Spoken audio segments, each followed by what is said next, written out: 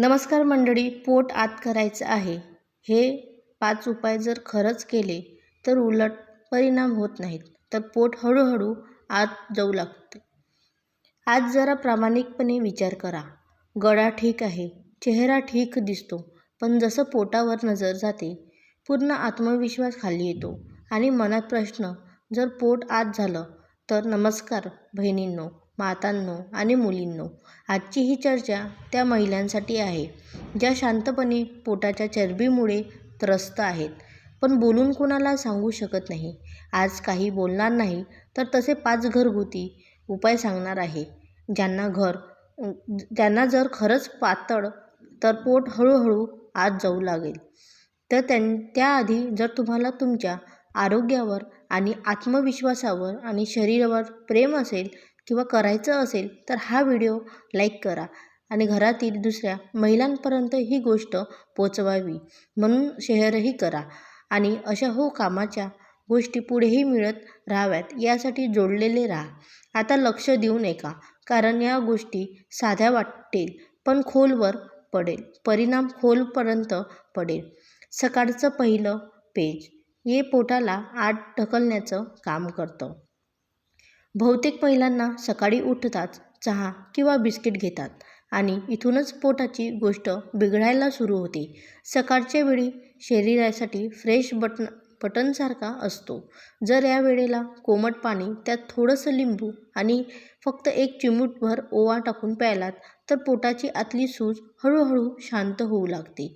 ओवा गॅस बाहेर काढतो, लिंबू पचनाला जागं करतं आणि कोमट पाणी जमा झालेलं फॅट हळूहळू पचवतं. सुरुवातीला तुम्हाला वाटेल, अरे पोट थोडंसं आत जातंय. हे संकेत पहिलं आहे. रात्रीचं जेवण पोटाचा सगळ्यात मोठा शत्रू किंवा मित्र. खूप महिला दिवसभर सगळ्याची काळजी घेतात आणि रात्री स्वतःसाठी भरपूर घेतात. पोळी, भात, काहीतरी गोड आणि मग झोपताना. पण लक्षात ठेवा, रात्रीचं जास्त जड जेवण म्हणजे पोट वाढणं होय. जर खरंच पोट आत करायचं असेल तर रात्रीच्या जेवणात हलकं किंवा कमी आणि लवकर खायला शिका. 2 पोळ्या, भाजी आणि थोडंसं पुरेसं आहे. जेव्हा पोटाला रात्री आराम मिळतो तेव्हा शरीर काम करायला सुरुवात करतं आणि हळूहळू पोट आत जाऊ लागतं. तुम्ही कधी लक्ष दिलं आहे का, ज्या महिला लवकर आणि हलकं खातात त्यांचं पोट वयानंतरही नियंत्रणात राहतं? चालणं, पण असं जसं पोटाशी थेट बोलणं आहात. आता इथे खूप महिला मनात विचार करतात की चालतो तर आपण रोजच, तरी पोट बाहेर का आहे? बस हाच प्रश्न सगळ्यात मोठा प्रश्न आहे. चालणं आणि योग्य पद्धतीने चालणं यात खूप मोठा फरक आहे. जेव्हा तुम्ही हळूहळू मोबाईल बघत चालता, 1000 टेन्शन घेऊन चालता, तेव्हा शरीराला काहीच संकेत मिळत नाही. पण जेव्हा तुम्ही रोज ठरलेल्या वेळेला थोड्या वेळात पोट हलकं आणि आत खेचून चालता तेव्हा शरीर जागं होतं. असं वाटतं जणू तुम्ही पोटाला सांगत आहात की आता तुम्ही आत जायलाच लागेल. सुरुवातीला श्वास थोडा वाढेल, पायात थोडी थकवा येईल, पण 3-4 दिवशी एक वेगळं हलकं वाटायला लागेल. पोट आधीसारखं जड वाटणार नाही आणि कपडे घालताना आरशात बघून मनात हसू येईल. खूप महिला इथेच चूक करतात की 2 दिवस चालून सोडून देतात, पण परिणाम 7व्या-8व्या दिवसानंतर दिसतो. आणि एक गोष्ट सांगा, तुम्ही रोज चालता का? आणि चालता तर किती मिनिटे चालता? खाली कमेंट बॉक्समध्ये नक्की लिहा आणि दुसऱ्या महिलेला हिंमत देऊ शकता. हळदीचं दूध, आजीचा उपाय पण विज्ञानापेक्षा पुढे. हळदीला आपण सगळे मसाला समजतो, पण खरं तर ही शरीरासाठी आतून काम करणारी औषध आहे, विशेषतः महिलांच्या पोटांसाठी. खूप महिलांचं पोट बाहेर येण्याचं कारण म्हणजे आत सूज असणे, हार्मोन्स बिघडलेले असतात आणि पचन मंद झालेलं असतं. रात्री जेव्हा तुम्ही हळदीचं दूध पिता तेव्हा शरीर झोपेतच दुरुस्ती करतं. हळद आतली सूज हळूहळू कमी करते. पोटाभोवती चरबी, सेल असेल आणि सकाळी पोट हलकं वाटत सकाळी सतत घेतल्यानंतर तुम्हाला जाणवेल की पोट आधीसारखं फुगलेलं नाही. सकाळी उठल्यावर पोट आत खेचलेलं वाटतं. हे 1-2 दिवसातच जादू नाही, पण 15 ते 20 दिवसात फरक स्पष्ट दिसायला लागतो.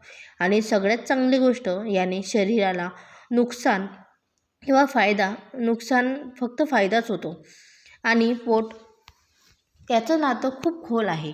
कमी लोक सांगतात, पण पोट बाहेर राहायचं सगळ्यात मोठं कारण अनेक वेळा खाणं, नंतर चिंता करणे आणि महिला दिवसभर सगळ्यांची काळजी घेतात. घर, मुलं, नवरा, नातेवाईक, संबंध, पैशांची चिंता, भविष्यातील टेन्शन आणि स्वतःसाठी काहीच नाही. ही सगळी गोष्ट थेट पोटात जाऊन बसते. म्हणून तुम्ही पाहाल की जी महिला आतून खूप जास्त त्रस्त असते, तिचं पोट लवकर बाहेर येणं, रोज येणं. तुम्ही शांत बसून डोळे बंद करून खोल श्वास घेणं सुरू केलं. श्वास घेताना पोट बाहेर येऊ द्या आणि पोट आत घ्या.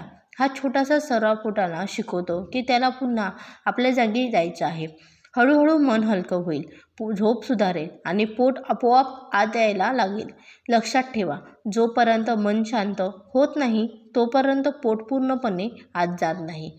या गोष्टीला खूप लक्ष देऊन ऐका, कारण ही गोष्ट वेगळी आहे पण तितकीच महत्त्वाची आहे. सगळ्यात आधी पाणी पिण्याच्या सवयींवर लक्ष द्या.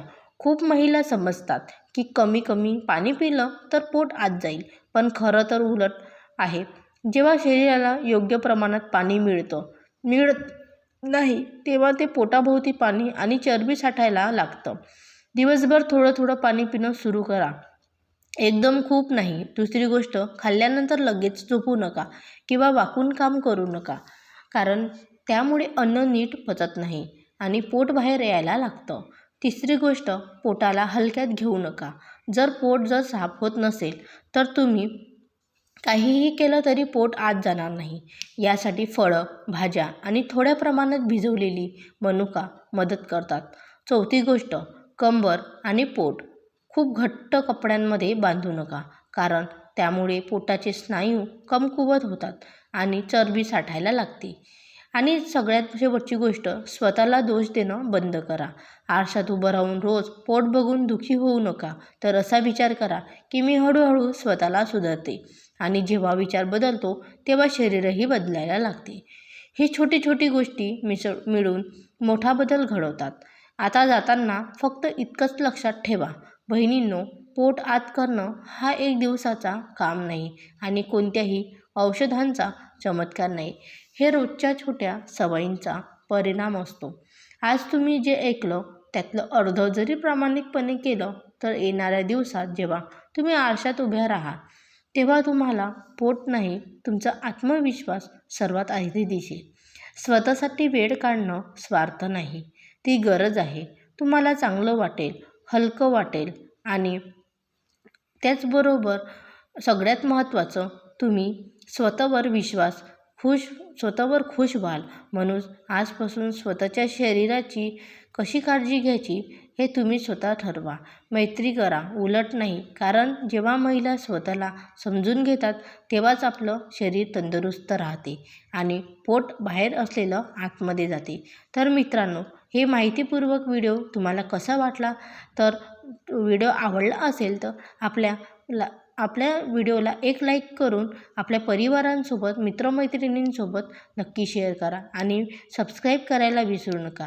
स्वस्थ राहा, मस्त राहा. भेटूया पुढच्या व्हिडिओसोबत. तोपर्यंत खूप खूप धन्यवाद.